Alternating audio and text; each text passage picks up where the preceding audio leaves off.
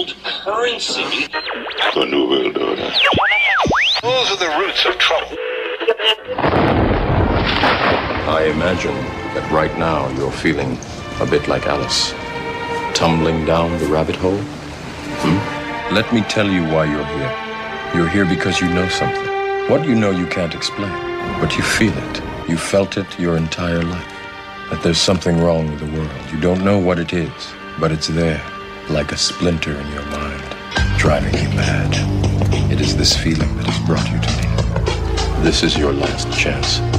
After this, there is no turning back. You take the blue pill, the story ends. You wake up in your bed and believe whatever you want to believe. You take the red pill, you stay in Wonderland, and I show you how deep the rabbit hole goes. All I'm offering is the truth, nothing more. For we are opposed around the world by a monolithic and ruthless conspiracy that relies primarily on covert means for expanding its sphere of influence, on infiltration instead of invasion, on subversion instead of elections, on intimidation instead of free choice, on guerrillas by night instead of armies by day. It is a system which has conscripted vast human and material resources into the building of a tightly knit, highly efficient machine that combines military, diplomatic, intelligence, economic, scientific, and political operations. Its preparations are concealed, not published. Its mistakes are buried, not headlined. Its dissenters are silenced, not praised. No expenditure is questioned, no rumor is printed, no secret is revealed. But I am asking your help in the tremendous task of informing and alerting the American people. And now, welcome to another episode of Down the Rabbit Hole. Here's your host from federaljack.com. It's Popeye. Ladies and gentlemen, welcome to another live edition. Guess what today is? It's Sunday, the 24th. What does that mean? It's been 2 weeks since dun dun dun.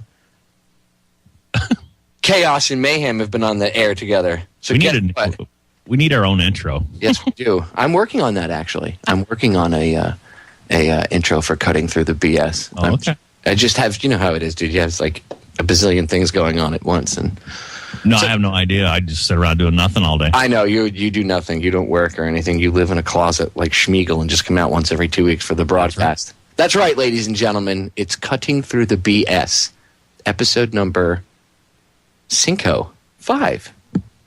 Wow, already number 5, huh? Yes, dude. Like that. Like I can't snap my. There you go. I can't snap my fingers. You can't snap. My fingers are dry. I had to wet them before I could re-snap them. I'm having issues today. Ugh. You know, I found something Popeye can't do. He can't snap. There you go. See, like I can do it, but for some reason, can you whistle? Yeah, actually, I can whistle. I can whistle through my teeth, and I can whistle. Oh, okay. Yeah.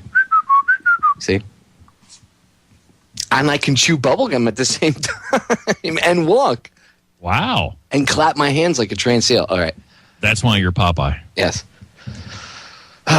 So, right before we came on air, we were going over the list of things we were going to cut through tonight, right? And one of them happens to be, I guess, you could say an everyday complaint of people that use this company. Now, I say that, but I know there are going to be people that'll email me or message me and tell me, no. Well, guess what? I've been saying this for about 10 years now, since my mother died, even before that. And I keep getting, oh, no, I've never had that problem. Yet I keep finding people along the road here that seem to be having the same issue that I did with this company. That company would be Verizon. What is the issue that they're having? Oh, the issue would be you get these erroneous charges on your phone bill at the end of each month. And this isn't something new. Again, this goes back 10 years ago. Like I was telling Johnny before we came on air, when my mother died, I called up Verizon because I got a phone bill from them, like a 3-month period of time, and it was like $600. And I was like, could you please explain to me why I owe you $600? Oh, well, you know, there's only a certain amount of allotted minutes, and this is 10 years ago, so, you know, things weren't as friendly as they are now. with going over your minutes, it was a little more expensive. And long story short, the guy was like, well, the minutes have gone over, blah, blah, blah. So I said, well, I'm pretty sure my mom hasn't used the phone. In fact, I'm really sure she hasn't used the phone. I have it with me and it's off at all times. So he comes back with, the response of, well, are you sure maybe when you went to the bathroom, she could have snuck the phone out? Very cocky, like as if like now my mother was some old lady who I didn't trust with anything and would sneak around and take things, or do things she wasn't supposed to do when I wasn't looking, right? So that implication pissed me off. So I responded with, well, no, I'm pretty sure that she hasn't used the phone. And he's like, well, and he starts going off on another diatribe. And I stopped him and I said, no, dude, I'm pretty sure she's been dead for 3 months. So unless she's using the force through the phone to make phone calls, I don't think she's making phone calls with it. And I really don't think that if you're dead, you really need to make phone calls anyway. I think all your earthly worries are a thing of the past at that point. So I don't think it was her. And there was just dead silence on the other end of the phone. And then that uncomfortable, yeah, idiot. I mean, no common sense whatsoever. So I bring this up because you have had your own experiences with the arrogant retards over at the same. And you know what? Pretty much most of these corporations now, people seem that when they work at a lot of these companies now, when you go deal with them, it's almost like they're doing you a favor when you walk in as the customer. Like, dude, I pay your salary. My phone bill pays your salary, dick. Don't give me an attitude. And here's the thing nowadays, they will hire anyone for minimum wage to come in, and they'll give them, we'll give you a little bonus if you sell. That's why they try to sell you the screen protectors and the $30 cases that you can get on eBay for $6. They try to sell you all that because that's the only thing they make commission off of is the accessories, and they hire pretty much the dumbest people they can find to man these stores. Now, every once in a while, you have one or two people that can actually do everything in the store. They can actually look your account up with no issues, and they can help you and make decisions like grown-ups. But for the majority, much like the kid that I dealt with today, had no clue who he was dealing with. He was used to dealing with 16-year-old girls who come in and, I like that phone because it's pretty. And he can easily sell them a phone, and mommy and daddy's got all kinds of money to throw around. And, he's used to that kind of sell where it's a real easy, they'll just listen to everything he says and follow every piece of advice that this guy has. I, on the other hand, am an asshole. Okay, when I walk into the store, I probably know more about this phone and that I'm looking at, the Galaxy Note 2, than this guy will ever know. And he's trying to tell me that I'm not eligible for an upgrade just because the Galaxy S3 just came out. I'm like, well, did you think maybe I could have paid cash for it? Maybe I used another line to upgrade it. Maybe I added a line to upgrade.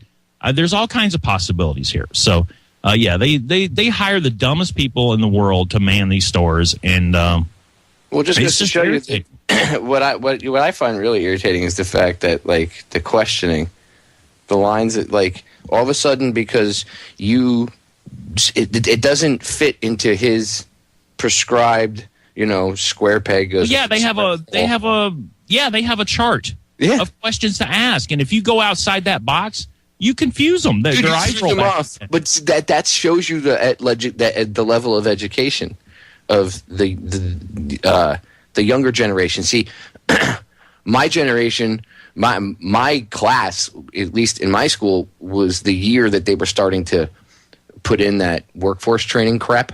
Right. Where they tested you to see if you were going to be a garbage man or janitor, and they didn't apply it to us. They applied it to the following years coming up behind us, the younger classes.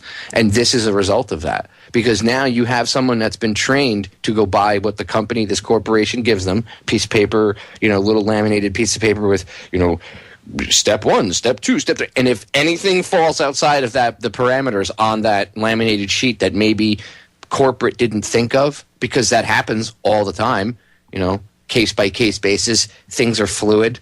You walk in, and all of a sudden it's, I don't know what to do. I don't know what to do. I have a free thinker. I don't know what to do. It's not a 16-year-old little bimbo girl. And I'm not making fun of little kids. I'm just saying these kids are the little kids are programmed to go after the phones and be the bimbos, and then he's programmed to be the moron that can only follow what's on the laminated sheet of paper, like a trained seal. And if you deviate from that, it's what do I do? I don't have any free thought. So that's a perfect example of workforce training. All right, we're going to break, ladies and gentlemen. We're going to we will be right back. I have to go get my new lips from Verizon Wireless. All right, so we got onto cell phones right off the bat. We were talking about, well, not really cell phones, but shady companies and overcharging and stuff. And it serves as an example of a few things, like I said, going into the break. But there is a much, I guess, more important point, you could say, to bringing this up. And that's this.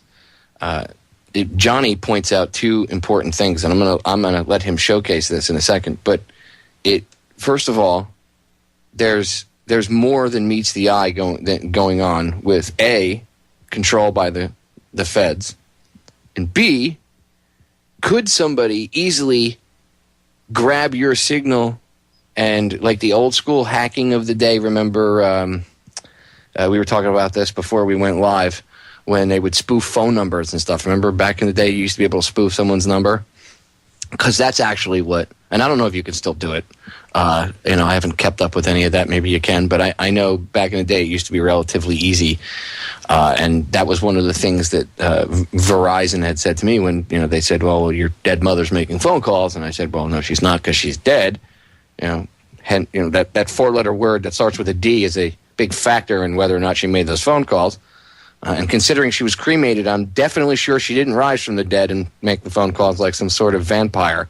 So, they had said, well, maybe someone spoofed the number and had used it to make the phone calls.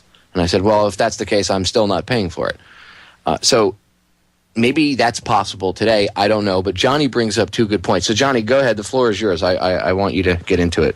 Well, here's the case. Here's one of the things I found out today, because I wanted to find out what my average data usage was, and here's the reason why. Because I am still grandfathered in under the old unlimited data plan. Now, a lot of people know this, I'm sure, over the last year or so. All the cell phone carriers, with the exception of Sprint, have gone to tiered data plans.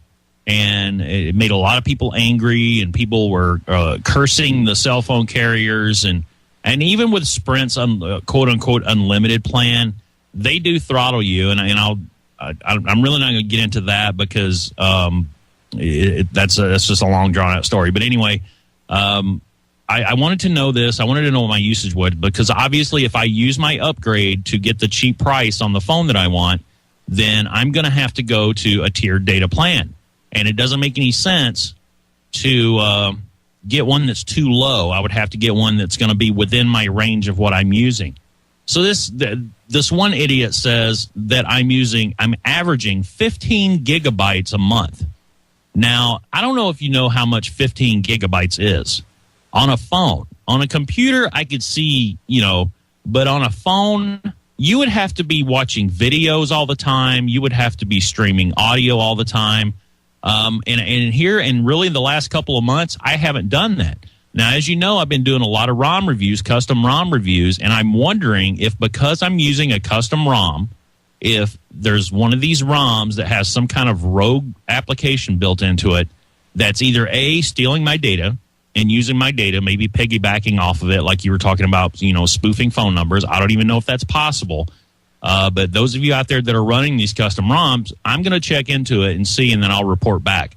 But I'm going to see if that's even possible. So wouldn't surprise me if it was. And didn't you say that you could put they could put what was it? I forget what it's called. The software where key trackers.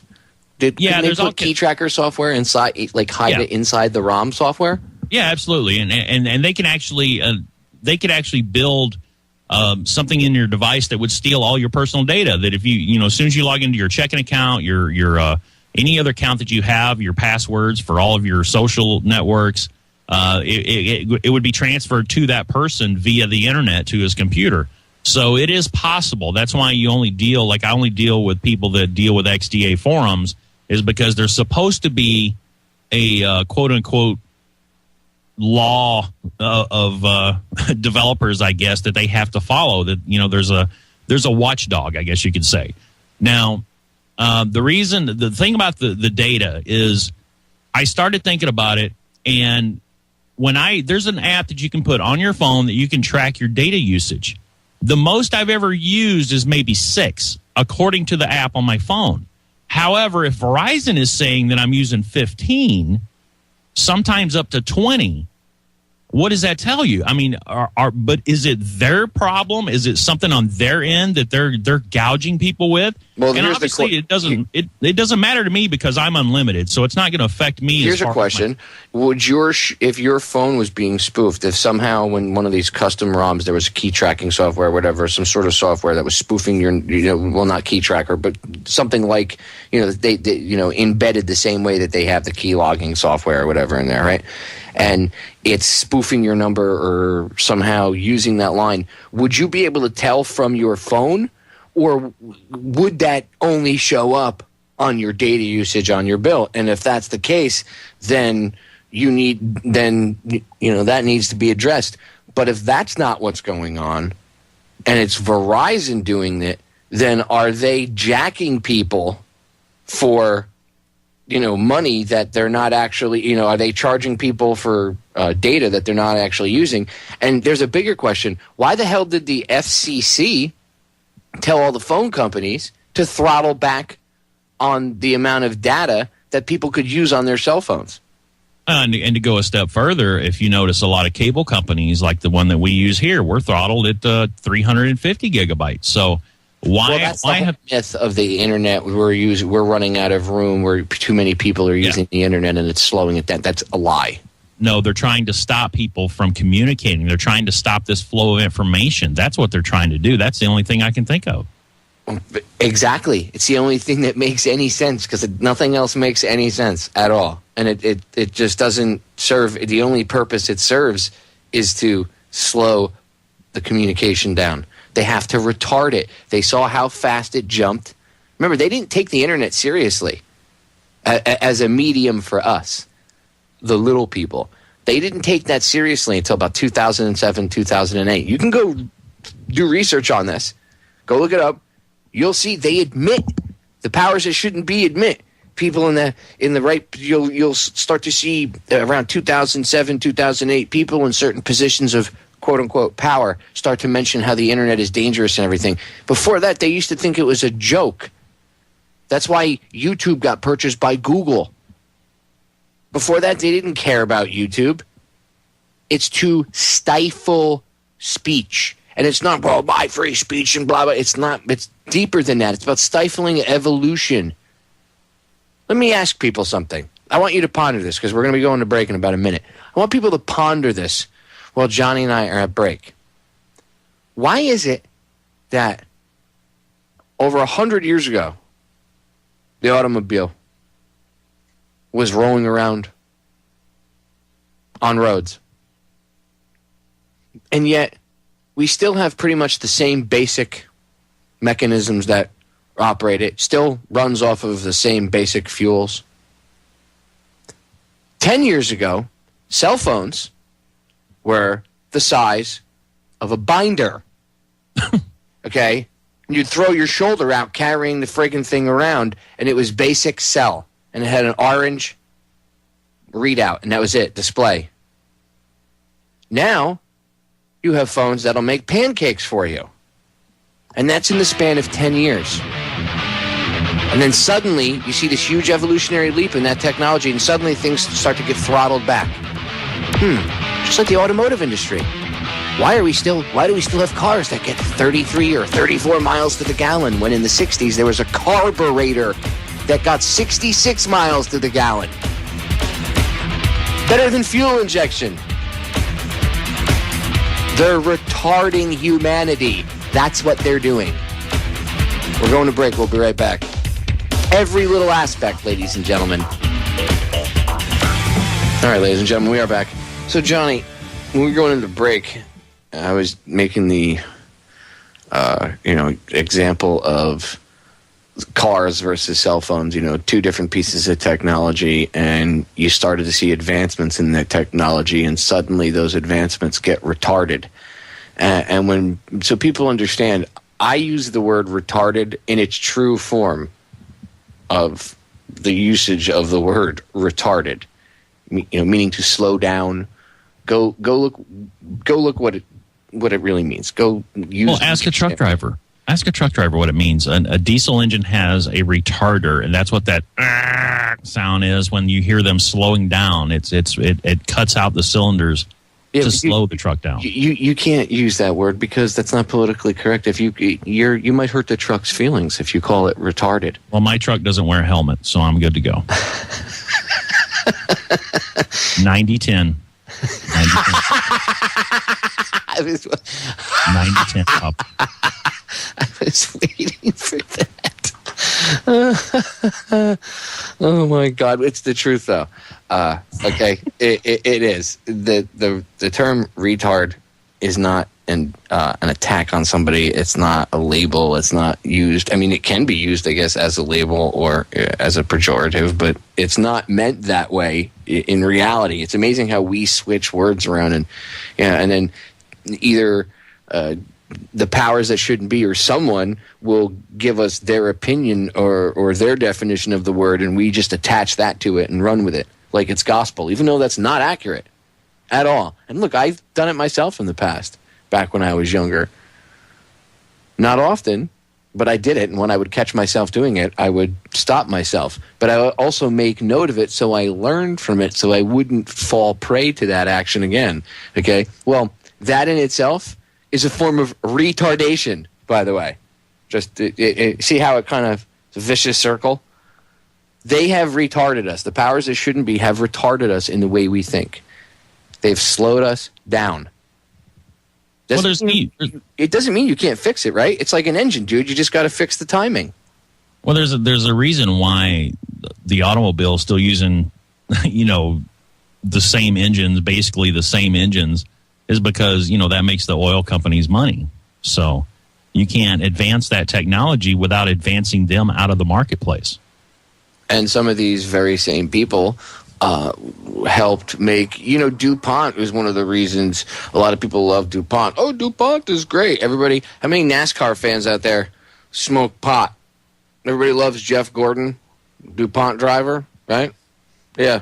DuPont, the company, is one of the reasons that cannabis is illegal. Bet you didn't know that, did you? Nope. Most people don't know that, but it's the truth. Go look up I think it's called the Cannabis Conspiracy or something. Just look up Google Jack Harrar Cannabis Conspiracy, and I'm sure the video will pop up on YouTube or somewhere. And Jack died, I think it was in 2010 we lost Jack. But go look up the truth about why cannabis is illegal today and why hemp and all this stuff is considered, oh my God, the devil's drugs. Oh, you're going to go out and rape white women if you smoke cannabis. Go see where a lot of that insanity comes from. A lot of people go, well, it was just racism. No, racism was used as a way to control the idiots and get people to believe the message, okay? So, again, that shows how we're manipulated as society with the use of racism and labels and garbage like that. But the powers that shouldn't be weren't just doing it because they didn't like black people or Mexicans. They used that as an excuse to push their agenda. But behind the scenes, it was even more nefarious than that. It's about control. See, I can control you if I own everything, pharmaceutical industry, clothing, chemicals, right? If Johnny, if you and I run everything, right, and we don't want our interests being screwed with, aren't we going to do everything in our power to protect our interests? Well, absolutely, and also it actually provides a twofold situation here, because what they did is they funnel the drugs into the lower income and into the black communities and into the Mexican communities, into the minority communities. I guess I could just put them all in one minority community. And they funnel these drugs in to keep them, keep them high and keep them doing all crazy things. Then they demonize those people because they do use the drugs. Then that helps fuel the racism, and it's a snowball effect. And it serves two purposes. Number one, you keep it illegal, for your other purposes, like DuPont and all these other large companies that would absolutely fall flat on their face if hemp was actually used the correct way. And then you have the minorities that, of course, have been fed these drugs, and they get hooked on these drugs, and not just marijuana. I'm talking about all the drugs, crack, cocaine, you name it. And so it really serves two purposes, Popeye. It actually helps them in two different fields here. It helps keep us separated by racism, and it also helps these companies stay alive that are still using fossil fuels, as they call them, which I don't think has anything to do with fossils, but that's what they call it. So it just serves two purposes. It's ridiculous, and people that don't see that, you're just blind, and you're totally ignoring what's going on. Well, when it comes to like cannabis as a medicine, a lot of people go, "Oh, there's no way that stuff has any medicinal value." The president and his administration even said that there's no medicinal value. That's right, ladies and gentlemen. Mr. Superstar Obozo himself, all the potheads voted him in. Yes, hope and change. Yes, he hoped and changed you right into the DA's hands, didn't he? Prosecuted different or I shouldn't say pot, I hate using that term, cannabis dispensaries in California, had the DEA go in and raid them. They still have checkpoints, federal checkpoints. People in Arizona, if they go through a federal checkpoint and they have marijuana on them, even if they're a legal marijuana user, okay, or excuse me, a medical cannabis user, okay, even though their state says it's legal and their state has no problem with it, and they purchased it legally in the state where they live, and the state benefited from taxes from the dispensary that it was purchased from, the federal government will still arrest people for possession, because in the federal government's eyes, well, sorry, but it's still possession. So if you go through a border checkpoint and you happen to have some medical marijuana on you, guess who's going to jail? Like if you go from, say you go into Mexico for whatever reason, say you live by a border town and you happen to cross over to the border town to go get whatever, and there's a checkpoint there. Well, guess what? If you're a medical marijuana user and you happen to take a joint with you so you could smoke it on the way over, and maybe you forgot you got a roach, guess who's going to jail? Now, I mean, the federales would bust your balls over there too, but our own government is nailing people. And what about the illegal checkpoints inside the country, not at the border?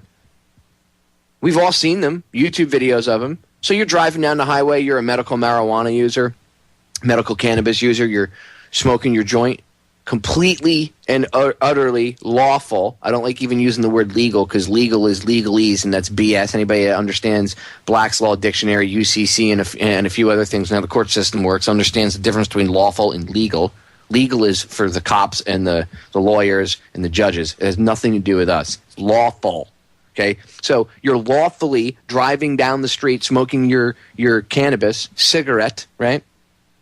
Your marijuana cigarette, your reefer, and your doobie. Yeah, and you come across a border patrol checkpoint, inside your state, 150 miles out in the middle of freaking nowhere, in the middle of the desert.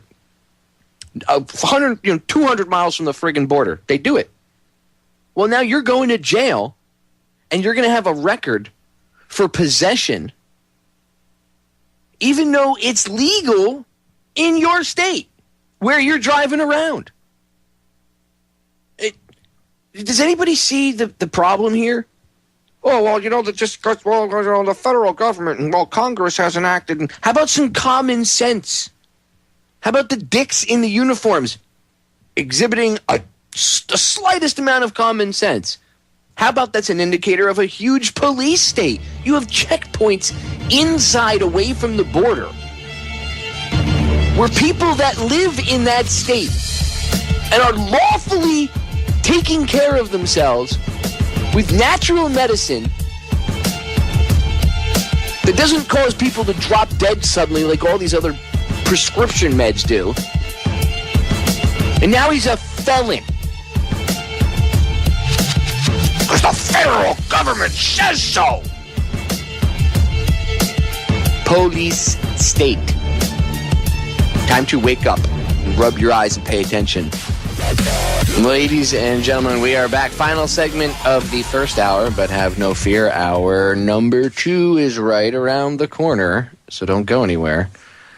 And I was fired up going into the break. Ending the last segment, I was pissed, and I am pissed. I mean, I'm tired of this crap. I'm tired of people running around, being forced to run around, in the darkness, trying to treat themselves because they're sick and they just want to live, and they're made to feel like a freaking criminal because all they want to do is live. People, understand something. Cannabis was used as a medicine for a very, very, very, very, very, very long time. At like 5,000 years at least. Okay? They used to use it as different medicinal mixtures and as just a straight medicine by itself, okay, for many years here in the United States. All the way up until about the time that you have the DuPonts / Rockefellers / elitist scumbags wanting to take over every aspect of everything, including the healthcare industry, big pharma, textiles, oil. Well, this one plant, cannabis, the buds itself can be used to make oil, which is a medicine. You can smoke it, you can ingest it. It's got massive medicinal qualities. When I play my interview with Rick Simpson, you're going to hear just how deep it goes. I'm not kidding. You can use it to heal animals. You can use it to heal your own body. Our bodies are actually made to work with that plant in particular. We have I was going to say receptors. Cannabinoid receptors. Yeah, inside of us. I mean, doesn't anybody realize we're being duped here? Literally. We're being bent over and we're being fisted. And I know it's a little brutal for the younger generation that's listening, but it's the truth. People are dying. I watched my mother needlessly die and wither away at 55 years old. She had a pump into her chest and a pump into her lungs. They had to crack holes in my mom. And she had yellow liquid being sucked out of her. You know what a lot of that was? A lot of that was the damage from the friggin' chemo that they gave her. Yep. That was her insides being damaged and liquefied by the chemo. They could have given her cannabis. Each one of those shots was $6,000 that they gave her. And by the way, I wasn't around when they were giving her. I was, when you're in the military, you don't always have the option of coming home right away. And I came home as soon as I possibly could. But the point is, I wasn't around, or I wouldn't have even let them put chemo in it because I didn't agree with it back then. But they put chemo in her, and each one of those shots was about $6,000 they would charge because I saw the bills. They would charge about $6,000 per shot. Do you know that it's about for $1,500, $2,000, you could cure someone's cancer with cannabis? With about $1,500 to $2,000 worth of cannabis by today's standards, like money-wise? And you cure their cancer. That's if you bought it on the market, on the open market. I mean, if you grew it yourself. It would be way cheaper, yes. Yeah. Way, way cheaper. But you could cure, I mean, at the most, if you were paying out of pocket, we'll say. If you're paying out of your pocket, why in the world would you want to pay $6,000 per shot when for like $2,000 you could cure the friggin' disease? Because then again, just like the oil companies with the combustion engines, we cannot have people being healed, Popeye. If you have people not sick, then what are all these pharmaceutical companies going to do, sir? How are they going to sustain their living?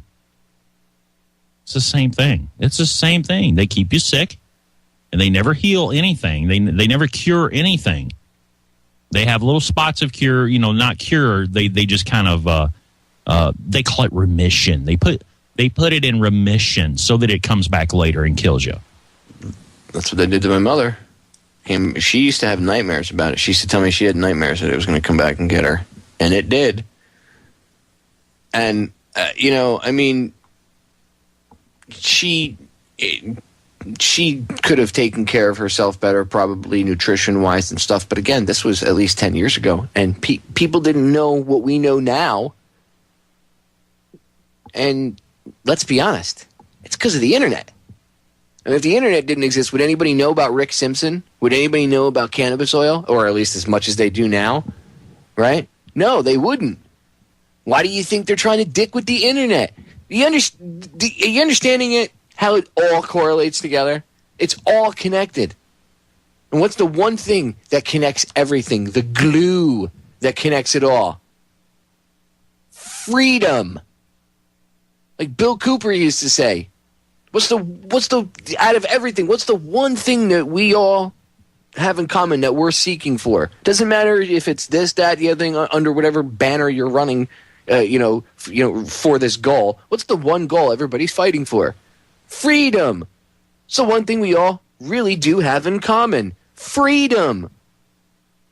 But we're a very lazy society. Well, we've given up because freedom is not free. It's actually one of the hardest things to keep. And we've been duped, dude. People think that it's easy. People think that freedom is sitting on your couch and watching Dancing with the Stars and having an SUV and, proud to be an American where at least I think I'm free. And I have an Army Strong bumper sticker on my truck and I'm going to send my kid to die because I think I'm free and woohoo. That's what happens. That's our society has literally become arrested development. The term, go look up the term arrested development if people don't understand what it means. It's literally you're like retarding humanity. What I was talking about earlier. It's like living in idiocracy. I swear to God, we live in the movie Idiocracy. I said this before with you. We live in idiocracy. Walk around. In fact, I believe I told you guys earlier to, not today, but in one of the earlier broadcasts, I think it was actually the last one, to go watch the movie and then, walk around and look outside. Social experiment. Go out and cut off all sensory except for the movie, watch it for 2 hours, focus on it, and then walk outside and tell me what you think. Walmart. Oh, dude. Seriously. I mean, it's scary. Can you imagine if the Founding Fathers came back here, right? They would be like, what the have you done to this country? Oh. They would be pissed off. And I can't say as I would blame them. I mean, this is a huge experiment. And yeah, it could go very bad, but it could go very good too. All it requires is the slightest bit, just the slightest bit of attention and TLC. Somebody mentioned in the chat room about, they effed up by inventing the internet, and still you can look at it that way. However, I still think it's them rubbing our noses in it. I think that the experiment is not only how much they can get away with, but also how close they can make us think that we're going to win this thing, that we're going to gain ground on them.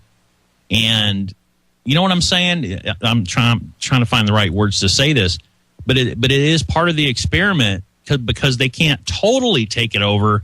They want to fight. It's like a challenge for them. It's like a real guy that boxes. A real boxer wants to fight the best there is. You know what I'm saying? To prove that he's better than that guy. And that's I kind of look at that as the same way as the internet. I don't think the internet was an accident. I think it was, I think that was planned as well. Well, it was. It was created originally to spy on people, but because the internet was created by an intermingling of something called the ARPANET that was created by DARPA, and the World Wide Web, which was created by the guys over at CERN, and they mixed them together and created what we know today. as the modern internet. Now, I mean, there's a little more to it, but that's the very basic, in a nutshell, kind of the genesis of what we know as the internet.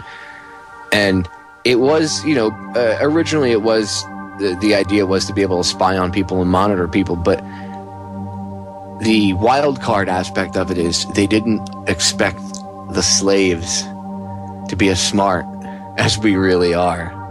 And they thought that they had actually they thought that arrogance sometimes is one's worst enemy. Yeah, I think we're making a dent. I mean, I'm not saying that we're going to lose regardless. I'm just saying I think it was started as an experiment. And no, it was completely started, but now it's, and as a method of control, too. You're right. But the slaves have turned it around on them, Johnny. And now they're a little bit pissed off because they don't like it. Ladies and gentlemen, hour number 1 just flew right by. Hour number 2 coming up. Don't go anywhere. We're going to be getting into a ton of other things. Stay tuned.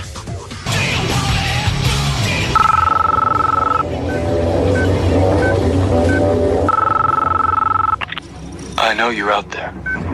I can feel you now. I know that you're afraid. You're afraid of us. You're afraid of change. I don't know the future. I didn't come here to tell you how this is going to end. I came here to tell you how it's going to begin. I'm going to show these people what you don't want them to see. I'm going to show them a world without you. A world without rules and controls, without borders or boundaries. A world where anything is possible. Where we go from there is a choice I leave to you. Ladies and gentlemen, we are back with hour number 2 here on today's Sunday edition of Down the Rabbit Hole. It is February 24th, 2013, episode number 5 of Cutting Through the BS with Johnny English. And that's right. I wanted to play that for you all. I had intended to play that actually at the end of the last hour, but I had a technical difficulty with the file. So I wanted to, as always happens, so I wanted to play it coming back into hour. Yes, everybody send in their minute-long bumpers, please. Man, it's how does that go, Johnny? The best well-laid plans of mice and men, or whatever the frig it is, always goes awry. I mean, sure, whatever you say. Yeah, I murdered the expression. I destroyed it. That's just the way it is. Anyway, the point gets across. They want to control us. That's the whole reason. They're afraid of the internet, because I think, like you were talking about in hour number 1, how it was kind of an experiment, but also a method of control, and that you were thinking, from your research into it and what you've seen, that it looks like, it didn't just come about. No, you're right, it didn't. They really did plan on using it to control us, and to a certain degree they do. But I also don't think that they realized that the slaves were as smart as they are, and that we would be able to do so much with it.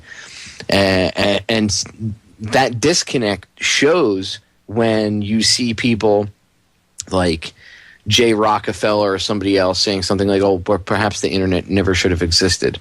Or they talk about, well, we can, Lieberman, well, we need an internet on-off switch. Well, if you actually did that, do they not realize what you would do to the commerce of this country?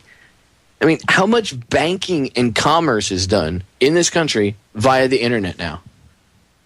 Think about it. How many banks are connected via the internet? How many people pay their bills online now instead of using the post office, right? Isn't that one of the things they supposedly bitch about, why they have to end Saturday delivery because they can't afford it, because email and all this other stuff and electronic bill pay, right? So I think it's all, it's just growing pains. All this stuff is growing pains. If you just drop the internet right now, there would be such a mass hysteria.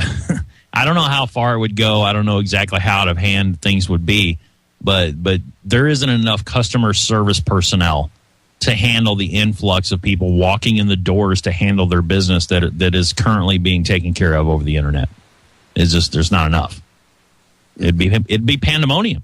Dude, it really would. They would. If you really want to shut the economy down, that's how you shut the economy down. You want to jack up the country, that's how you do it. you stage a false flag internet attack of some sort on a bank. Well, wasn't there one just staged, or well, sort of like from the Chinese, saying they said the Chinese hacked? Actually, I'm going to be getting into that with one of my hacker friends coming up soon. I'll be interviewing him off air and then broadcasting it. But yeah, actually, that and some other shady stuff too. Look, I'm going to tell you what. When you see us getting attacked by quote unquote hackers from any other country right now, I wouldn't trust it. Because all these, and it doesn't matter what country it's from. It could be from a Middle Eastern country. It could be Asia, China, whoever. It doesn't matter. And I say Asia as a continent, not a country. I was just saying from that direction. The point is, I wouldn't trust any of it. And I know I wouldn't put it past hackers from other countries like Iranians Revolutionary Guard to be, they did recruit hackers, and they were a bit pissed off about the whole Bushehr nuclear reactor thing and all that other stuff, and planning Stuxnet and all that. I mean, they're a little pissed, as our government would be. So there will be, I'm sure, real retaliation, hacking back and forth and cyber warfare, and it's going on right now, actually, as we have this conversation. But a lot of it seems to coincide with every time that they want to pass an executive order on cybersecurity, or they want to pass a bill on it, or this or that, and false flag hack attacks on government websites or infrastructure or anything. Personally, and I've talked to, I've had conversations with hackers about this. I've put feelers out there to people I know that are hackers, and unfortunately, none of them want to come on. I've tried to get him on, like I've had Winston on a few times, but some of his associates or people I've met through him or whatever, they don't want to come on. But I've talked to them about this off air in conversations, and they have told me that the things that I've spoken about with false flag hack attacks are correct. And I've asked them about even the anonymous, quote unquote, anonymous DDoS attacks and all that other stuff, and they've even said that even DDoS attacks are a way that let's be honest, most DDoS attacks are like a virtual sit-in. Okay. Yeah, and that's what I was going to say. That they basically most of these big attacks that you see, they're just redirecting traffic. But what if the government wanted to take something like a virtual sit-in and vilify it? And it would be a twofold thing. One, it would be simple for them to pull off, and it would be easy for them to, DDoS attacks, and it's something simple for the morons in the news media to be able to push forward. But it also vilifies DDoS attacks. So when you have a real legit anonymous group or faction or whatever, or group of hackers that call themselves anonymous or feel that they associate themselves with anonymous or whatever, and they go out and they do something, and it's literally a DDoS attack is nothing more than a virtual sit-in. It just means that your people can't get to your site, and once the DDoS attack is stopped, it's over. And let's be honest, if government websites are getting hit with DDoS attacks, like CIA.org or excuse me, CIA.gov, who's going to the CIA's website to get any information? Nobody. Okay, because they don't have any information up there that's not already in their, history books that are out there that you can't purchase. That's not public knowledge. You can't go to CIA.gov and get state secrets. If you can, the head of the CIA should be fired, and whoever put that website up should be fired. Okay. Now, that would be retarded. If they actually had a portal on CIA.gov that allowed you to get to top secret things, well then, come on. Somebody has to look at that and say, why would that be there? But it's not. If you think... It's an informational website, dude. If you think their deepest, darkest secrets are actually on a machine that is connected to the internet, you're an absolute idiot.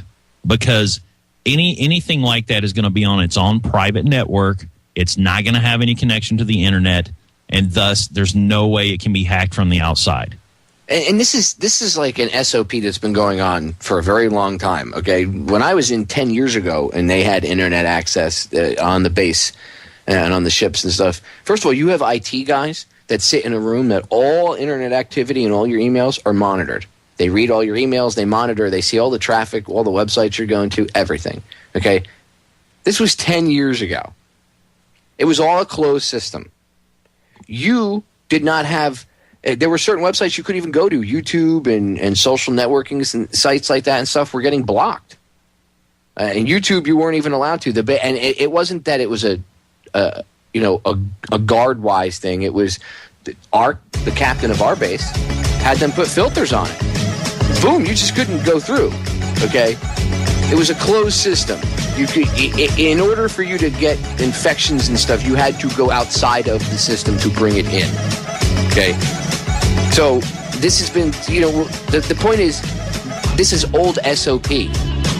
So now suddenly a DDoS attack on a government website is terrorism? Come on. Please. We'll be right back. Don't fall for it. So you better be careful, ladies and gentlemen, because if FBI.gov gets a DDoS attack done to it, all of our national secrets will be released. Everything. I mean, we'll actually find out who actually killed Kennedy, probably, too. So we must be careful. Our national security depends on it. Don't buy into this. I'm being completely sarcastic, okay? Nothing that goes on like this happens by accident. Johnny put it best during the break. What did you say? They have the keys to the car. Do you think they're going to let someone else drive it? Yeah, I mean, look at the internet as a bright, shiny new Corvette. Do you really think they're going to leave the keys laying around on a desk for someone just to grab and drive off with it? No, they're not. They own the internet. Do you not understand? Sure. People not get that. Are you sure? I'm positive. They own the internet. They own switches. They can shut it off. They can do whatever they want. They can reroute traffic. They can do whatever they want to the internet. And any of these attacks that are supposedly where they're getting secret information, they're not putting anything on the internet that isn't that they don't want to be out there. Just keep that in mind. If it's being hacked into and it's really, really top secret stuff, then like you said, they should either be fired or it was meant to be discovered in the first place. Exactly. And why would, I mean, again, either way, it's either a huge level of incompetence, and that whole section should be taken care of. Because not only is it the idiot who put it up there, not only would it be his fault, but it would also be his boss's fault, and then his boss's boss. Crap rolls downhill. So there's no it just stinks. So when you look into it and you start to go down that road and you realize the level of what it would lead into, and you're like, okay, it's not there yet. There's a problem. You know what I mean? Obviously, because if you put yourself in that situation and that was you doing that, and think about it if you were at a major corporation and you did something like that, they would hold you accountable. So if that did happen and there was some sort of state secret released, and again, we could go down that road, but the whole point is that would be a staged event at the very least, because there's no reason that should be up there. Okay, none whatsoever. So when you see like FBI.gov or IRS.gov or any of these websites get a DDoS attack and they go, "Oh my God, it's terrorism! Run for the hills!" It's not terrorism. It's a DDoS attack. Okay? It's a DDoS attack. The term hacking is being misused and overused. I mean, somebody will gain someone's password to Facebook or something. My Facebook account was hacked. Well, no, technically it wasn't hacked. Did you give someone your password? Well, I left it written down in a book and they saw it. Oh, well, then that's not hacking. That's called being a dick. Okay? Seriously, we overuse the term hacking, and it's becoming a pop culture word, and it's being done on purpose. It's being done so that when a DDoS attack happens by some government agency, being used to push an agenda on FBI.gov, which is a reference website. There's no national security secrets on there. I've actually seen people, man, these hackers, they need to go to jail. That's a federal government website. Really? Really? People, we're not being attacked. Stop it and pay attention.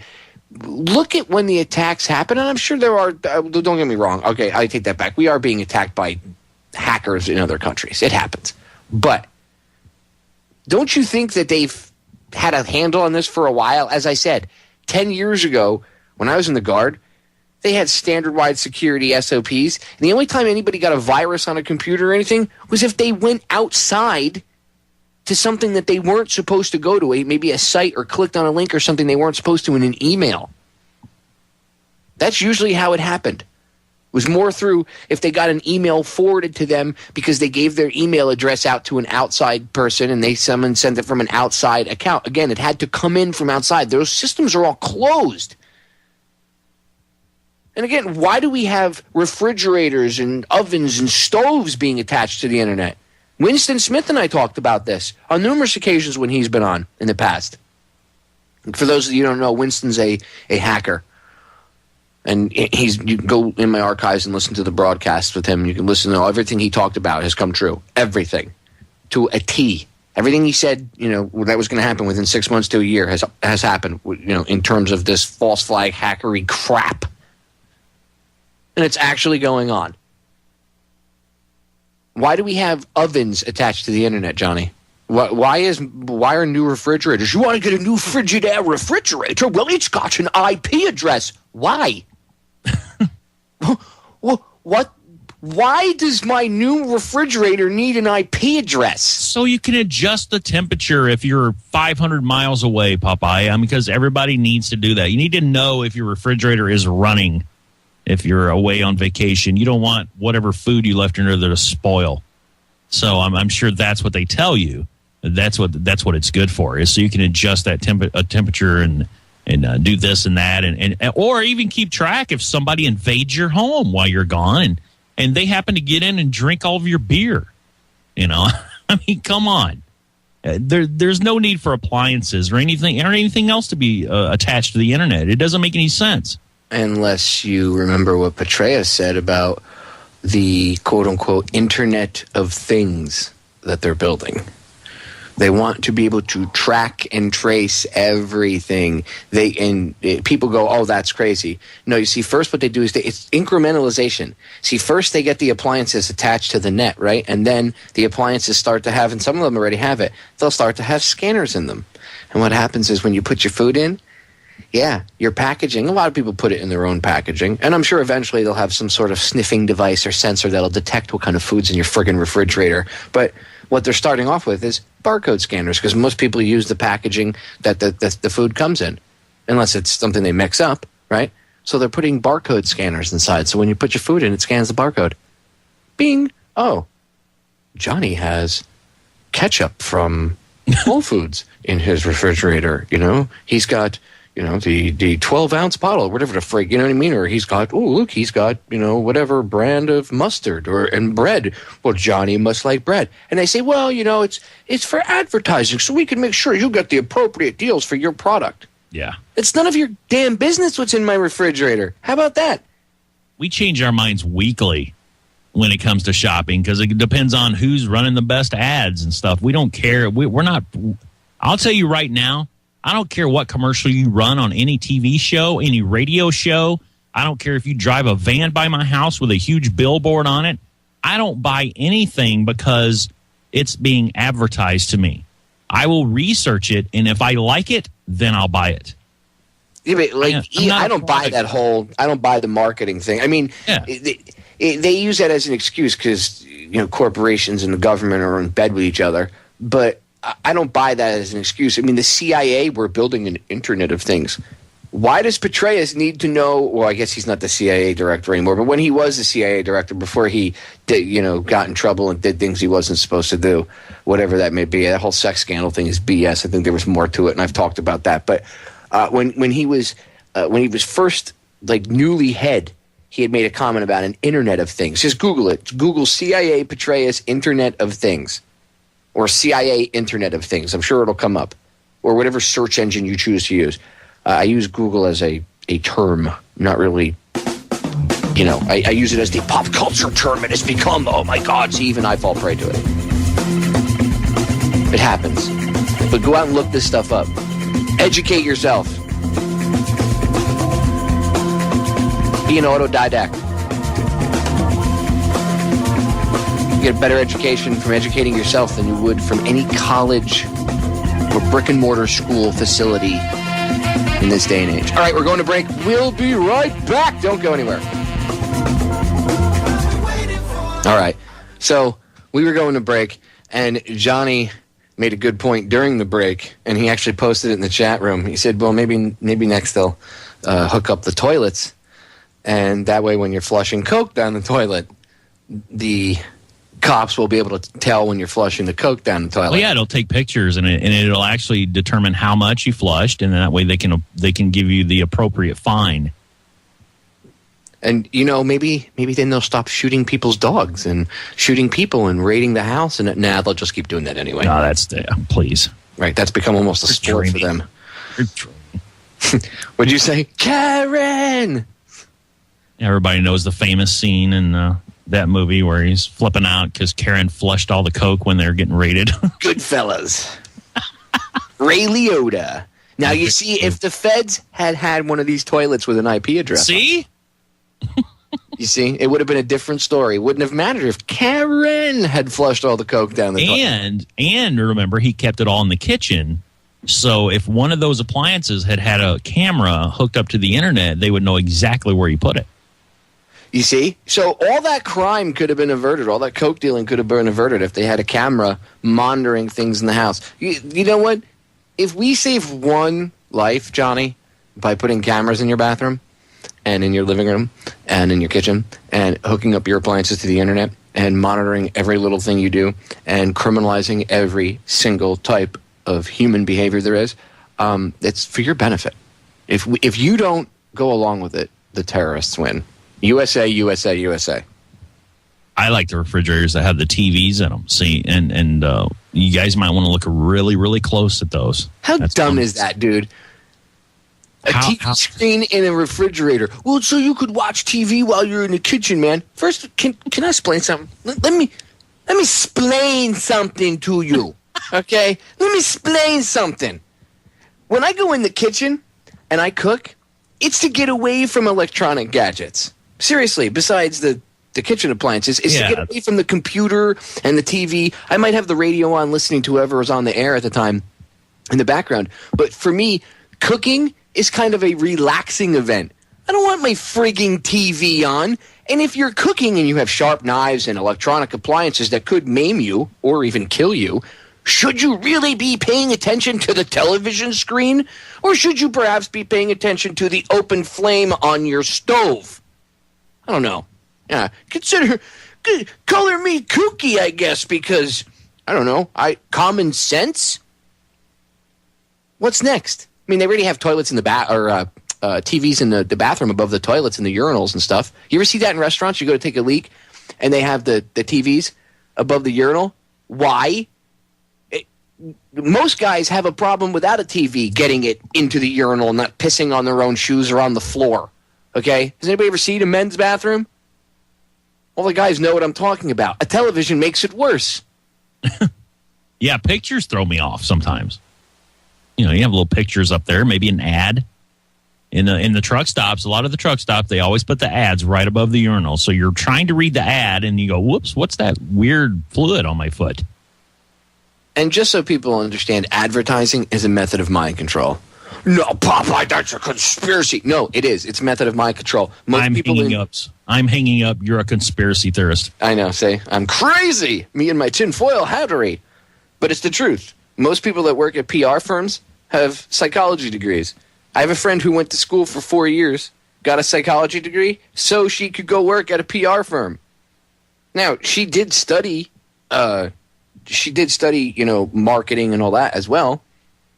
I believe she even might have gotten a double whatever type of degree, whatever the frick it's called. I don't pay attention because to me college is a scam and a complete joke. It's these institutions of learning have become institutions of propaganda. And they pump out morons like Johnny and I were talking about in hour one that you come to the register and as soon as you deviate from the norm, it's not on my laminated sheet. What do? I have to call the manager. And he's one step up from them. He looks at you perplexed.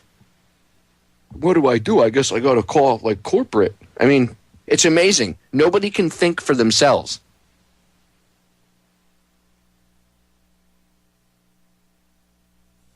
You ran into it. Yeah, this guy I dealt with today, and it really was a prime example of their thoughts of you as soon as you walk through the door. They have a laid out, like you said, a laminated sheet, maybe 2 or 3 of these in a nice little binder that they have behind the desk, and on their breaks they're told to read this and not forget any of it, and they have to memorize it, and they have to take a written test and to know all this stuff, and they know, they suppose, because they go by the general rule, they go by they lump everybody into one pile. You know what I'm saying? And they say, okay, this will work for the majority of the people, but every once in a while you're going to have some asshat come in, and he's going to know more than you, and you're going to look like an idiot. So just blow that guy off and broom him out the door, and don't worry about him, because we're going to have 10 more 16-year-old girls come in that want a pink phone. Well, I don't even think it's that. I don't even think it's to that level, like where they're going to say some asshat will walk in the door and know more than you. I think they actually get offended because in their own minds they actually believe that they're better than you because they have some sort of position. I mean, people actually take their jobs as some sort of, like, that dictates their behavior. You know what I'm saying? Like, and I know this was actually a topic that was discussed in a classic film from the 90s. Go watch the movie Clerks. This little topic was actually covered in there, that like title does not dictate the behavior. They were having a debate between the two of them, but it shouldn't dictate one's behavior. So you're the manager at like a Verizon store or whatever, and you're going to have an attitude because I'm the manager. Dude, get over yourself. You work at a telephone store. For real. Are you curing cancer? No. Are you bettering humanity? No. You work for Verizon. Get over yourself. Technically, they're causing cancer, if you want to get technical. Yeah, actually, you're right. So you guys you're working on the opposite end. We should all walk in there like, this guy is causing cancer, so treat him as such. I suggest that for the future. Anyone going into a cell phone store. Well, you see, it's the mentality. It's the same mentality that they train police and military with. That when you're in this position of so-called authority or whatever, that you are better than the average person coming in, the customer or whatever, the citizen, right? You're better than them because you're in this position of authority. Well, now corporations are extending that to their employees, and these people who are just like you and me, by the way, we're all equal, but in their heads, they actually believe that they're above everybody. They really believe this stuff, some of them. And it's like, dude, you're a manager or an IT guy for Verizon. Whatever, you fix phones. And it's not just there. It's with all, and a lot of that, it's in other aspects of, jobs. But a lot of that comes from that quote unquote entitled, the kids, the younger generations, this entitlement generation. Well, a lot of that is what they've been fed in schools. The stuff Charlotte Iserby talked about and has talked about for years. They've completely brainwashed our kids. They really have. Dude, I'm looking right now at a advertisement that comes in the mail. They come down here all the time. And I'm going to be talking to a lady in Florida, local activist against charter schools and stuff. But Charlotte and I have talked about this. And I got this in the mail not too long ago. It's for a local charter school down here. And the cover of the one side of it's a pretty big flyer. On the one side, the kid's got an iPad. No books, no nothing. Sitting at a desk with an iPad. What did Charlotte Iserby talk about? No books, computers in the classroom. This is all part of this workforce training. Computers are the new Skinner's box. Go look it up. Operant conditioning. Pavlov. I'm not kidding when I say people are being trained to be like barking, clapping seals. I want my fish. I'm not kidding. Why do you think when someone says, the government's getting together, those senators, you see those guys, they said they were going to do this, and then they turned around and they screwed us anyway. Well, do you think that would be they conspired behind the scenes to do something against you? Oh, what would that be, a conspiracy? You must be a tinfoil hatter. Ha, ha, ha. Point fingers and laugh. That's a conditioned response. You shouldn't be proud when you hear someone say something that's outside the box, and you laugh and point fingers and go, woo! You shouldn't think that's awesome and that you're part of the crew doing that if you do that. It's absolutely and utterly pathetic. Operant conditioning. Time to wake up, pull yourself out of the matrix, unplug, and see what's going on. We'll be right back. Read Charlotte's book, The Deliberate Dumbing Down of America.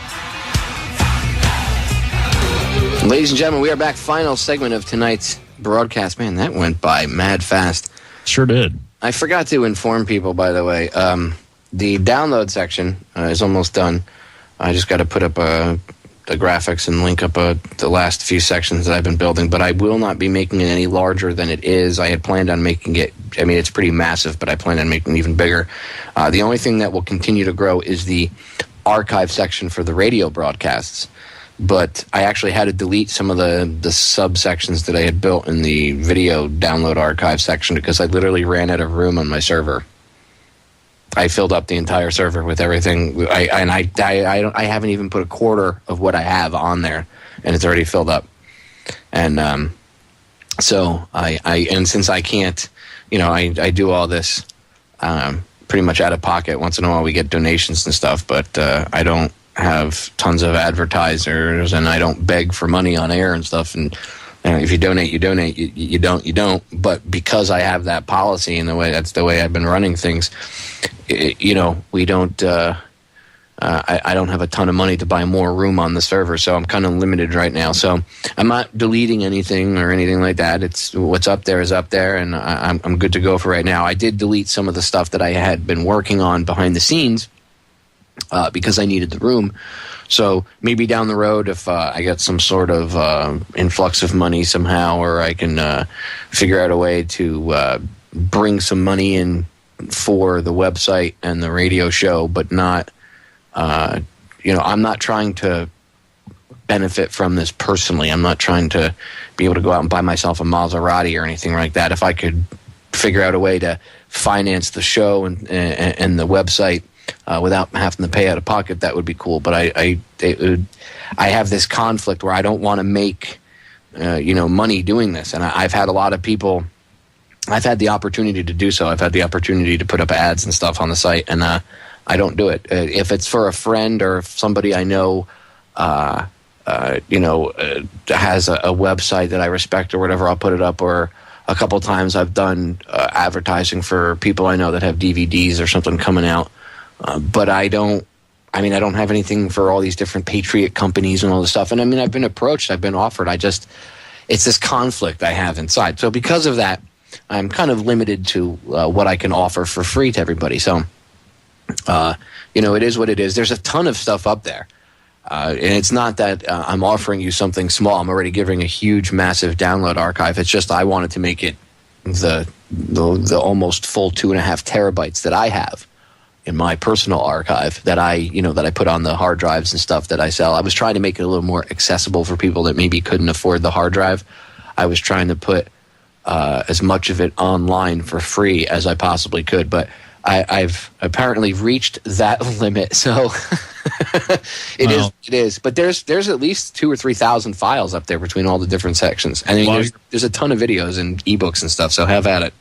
While you're patting yourself on the back, sir, Kanye West is giving away a brand new 2013 Cadillac convertible. So, hey, somebody get that, sell it, and fund the alternative media with it. Kanye's a seriously. I just wish I had more room. The reason I brought it up actually is because I've been saying how I'm going to make it's already big, and I do have a couple more sections that I do have shored up and that they're good to go. I just got to finish putting them up, but I was going to make it like 3 to 4 times the size it is now. I just don't. How much room are you short? I probably need about another terabyte and a half of room. Dude, I'm telling you. I'm telling you. Jeez, dude. I have over 2.5 terabytes of information. Videos, PDFs, or MP3s, everything. I've been at this a few years, so yeah. I have 10 terabytes of hard drive space, that I use to contain all of this different stuff, and then everything that I run the radio show. And I'm about to ask you, if you pass before I do, can I do a biography? I want to do the biography of Popeye. Yes, you crazy bastard. You could do the biography. I think I could do a good one. I think I'd do a pretty good one. Well, Considering the many hours of Skype time we've put in together, I think I could probably put a decent one together. It would be an interesting read. I'll tell you what.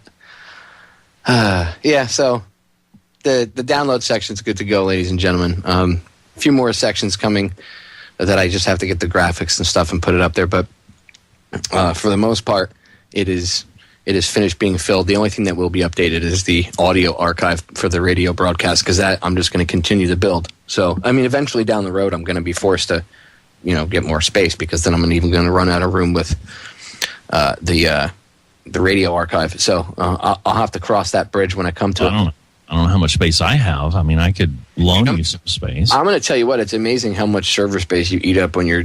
We had the same problem with when we built TrueTube. A couple of years ago, we built we tried a thing called TrueTube, and it was because we were pissed off about the YouTube censorship. And we tried an experiment we'd built where people could upload videos to the website and stuff, and a lot of people were doing it, and it actually took off bigger than we thought. And dude, our server like maxed out.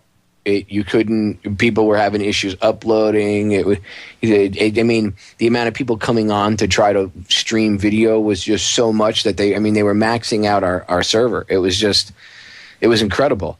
And I realized that then, all the way back then, I realized that, wow, we need someone that's got money to be able to do this, because you need a big server farm to be able to pull something like that off. You can't, just do it from one single... Well, yeah, and the bandwidth alone is going to be killer. Yeah, no, you'd need to literally have a server farm and have your own, like, T1 lines and stuff running out. You can't... It wouldn't work. You'd have to be directly connected to a backbone. No, literally, yeah. You literally... There's no other way. Because, we were doing it right from our server, and our server was getting maxed out. Yeah. So it's not like it was on a computer in someone's house. Our server resides, at one of these huge companies in a big friggin' server farm. And really, I think until somebody does that, is able to do that, I think it's just going to be a mess. Because I don't think it's really a big mess, but you've got all these different people putting out information, and we're all renting space. You know what I'm saying? We're just renting somebody else's server, and until somebody can actually put out something that huge and have it all in one place, and stop the infighting, some of the infighting and stuff, and people kind of actually get together and do that. That's the only way it's going to happen. You just got too many people out here right now running around all willy-nilly and doing it themselves, and Well, and the problem with going against YouTube, the other thing that I know, because we had our own little TrueTube thing for a while. And I just know from seeing Vimeo and all these other, Live Leak and all these other attempts at going up against YouTube, nobody can recreate what YouTube did. And I don't know why it is. I don't know if there's corporate suppression behind the scenes. I'm sure there's that. I'm sure there's a lot of that. There's threats of lawsuits and all kinds of stuff, yeah. Yeah, but nobody seems to be able to match up. And YouTube is so popular and known worldwide. It's like the use of the term YouTube is like the use of the term Google, right? Yeah, how many times will people say, "Oh, you going to put me on YouTube?" As soon as you're recording anything, "Oh, you're going to put that on YouTube?" No one says you're going to put that on Live Leak. You're going to put that on Vimeo. No, they say you're going to put that on "quote unquote" YouTube. And whether we like it or not, it's become almost a pop culture type term, just like. Well, it's in that dictionary. What is it? The What is it? Urban Dictionary or whatever? Yeah, the Urban Dictionary. It's been in the Urban Dictionary for years, and it's an actual, it's a slang term now. It's an actual term, not just a site. So, just like Google. So that's one of the biggest hurdles, is being able to replicate not only what because a lot of these other places, they don't have for all of its problems, YouTube has a pretty fast load time. Unless you have a slow computer, a lot of these other video websites have longer load times, or they have limits on what you can upload per month, this and that. I mean, the differences are drastic. So when people bitch about, oh, why do you stay on YouTube when they censor you guys so much? Well, I mean, it's where the fight is. If I go to Vimeo, I'm not really reaching the masses. You know, exactly. I'm reaching a certain group, a certain select sliver of the masses. Whereas, as I've said before about preaching to the choir, if we keep getting on here every day and preaching to the choir, you're not really gaining any ground. You have to go, you have to either do something that's even out of that box. So, and it's you have to go to YouTube. I mean, you just have to. Yeah, that's the unfortunate part of it. So hopefully, if there's a millionaire listening and you like the broadcast, take my advice and please go start or fund a new YouTube. You can hire all the best hackers that are willing to, because believe me, there's plenty of hackers out there that don't like what's going on, and they'd be more than willing to, and not just hackers, but programmers, everybody, they'd be willing to, computer professionals, IT professionals, they would be willing to help fight. And they just need some funding. That's the major thing. Most of the good people out there fighting these battles, on the field of the intellectual war or on the internet or whatever, and trying to fight the good fight, their biggest foe is lack of funding. The powers that shouldn't be have the keys to the printing presses, so they literally have endless funding. That's the problem. Support your local alternative outlet. Whatever it is, whoever you like, I'm not going to tell you who to support. Whoever it is that you like, you support them, ladies and gentlemen. Johnny, man, we're out of time. It just flew right by. Thank you so much for coming on again. Hey, thanks for having me on, man. I'll see you again in 2 weeks, my friend. Yes, sure. Ladies and gentlemen, we are out of here. Until then, love you all.